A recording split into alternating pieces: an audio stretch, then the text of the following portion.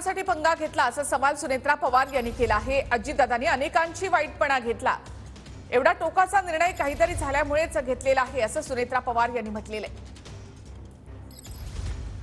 आणि ह्याला गोष्ट निवडणुकांचा तुम्ही सगळेजण आमच्या पाठीशी आहात हे आम्हाला माहिती आहे।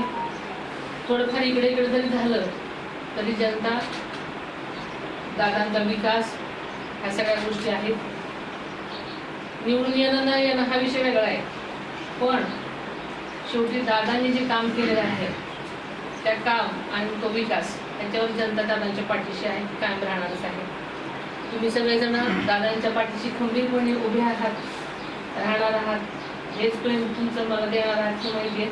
सगळ्या वाबळे कुटुंबांनी एका फोनवरती एवढे सगळे तुम्ही जमलेले आहात, त्याच्यामुळे मला असं वाटतं की तुम्ही दादांच्या पाठीशी खंबीरपणे उभे आहात।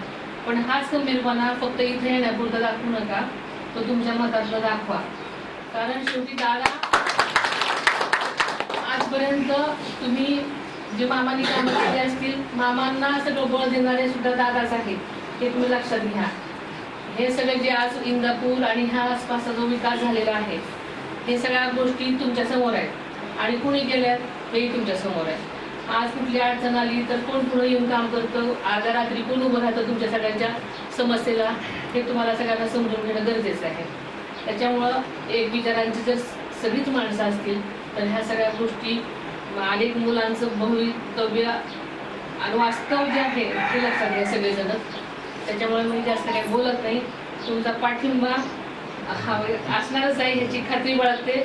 फक्त हे दादांविषयी ज्या तुमच्या काही कल्पना असतील त्याविषयी मला प्रत्येकाने फक्त मागं जाऊन इतिहास बघा फक्त। मी जास्त तुम्हाला काही मुळं बोलत नाही, कारण सगळ्यांना इतिहास माहिती आहे, सगळ्यांच्या समोर सगळ्या गोष्टी आहेत।